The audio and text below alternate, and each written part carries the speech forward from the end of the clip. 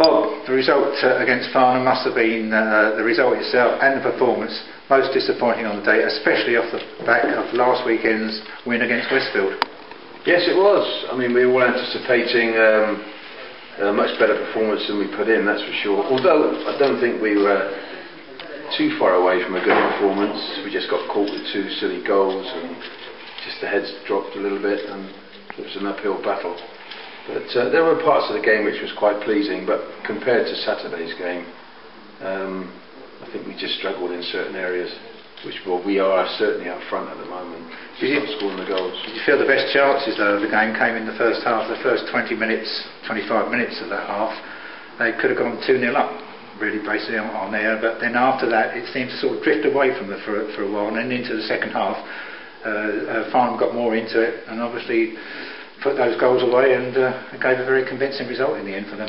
Well, of course, games are about taking the chances, and we had plenty of chances, and you're quite right, we should have been 2-0 up in the first 20 minutes. We hit the post, at the bar, keeper made a save, but we seemed to be doing well in the first 20. We always seemed to have a good start, and then we fade badly, we even make a mistake, and then we find it hard work to get back into the game, which I find very frustrating at the moment. But I think that some of the players have got to really work a bit harder than they're doing at the moment. Some of them sat back maybe on their laurels of what was done in previous years, and maybe they think it's going to come easy, but we find now already that's not the case.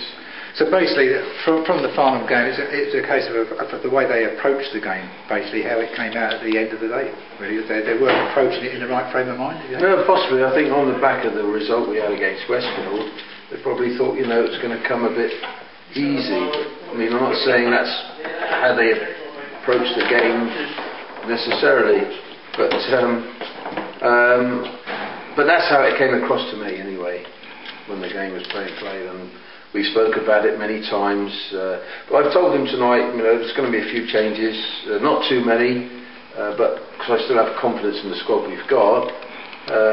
But the talking's got to stop now. We've really got to show what we're really worth, and not just be a good team on paper. We have to be a good team on the pitch. All right, let's look ahead now to the weekend's game away at Warlingham. From the injury side point of view, any updates on that? I mean, you had Nathan Miles and Nick Darnell missing from the Farnham game. Any news on those players? Anything? Well, Nathan Miles is going to be out for at least another 2 weeks, so we miss him, and Nick Darnell will definitely not be playing on Saturday against Warlingham. He's been given instructions by the physio, Sam Downs, to just do straight running at the moment. He's very frustrated himself. He wants to play, but it's not worth risking him.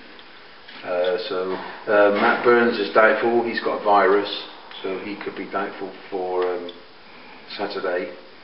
But we've got a big enough squad, and that's what I keep stressing with everyone. It's a squad that's important, and as much as frustration it is for players when they're not playing regularly in their first 11, but that's why we need the players, and it proves that this week. So we'll need everybody that's available. Dan Cox is back now from the States. He'll probably have a run out in the reserves.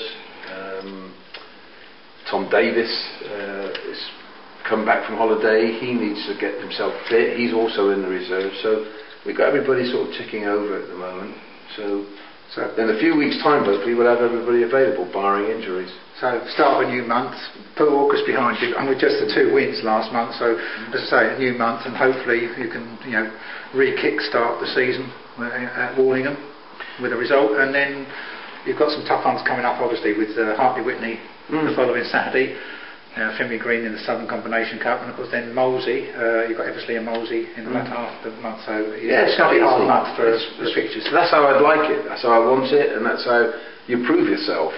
We haven't done that, I mean, this start of this season, and it's good to have some hard fixtures.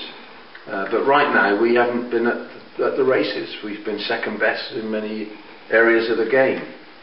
We've played well at parts, and that's not good enough. I'm not saying there's one side that's actually totally outplayed us and we were well beaten. That's not been the case. And on Monday, I don't think the result actually told the true story of the game, because we had a good 30 minutes at the end where we were totally dominating and they were really struggling. But looking forward, I only look at one game at a time. So I just look at Warlingham on Saturday. We've got a good enough side to go there and get a result, and that's all I look forward to really. And my holiday in Ibiza, of course. Well, good luck for that game anyway, and onwards and upwards hopefully for this month anyway. Yeah, thanks.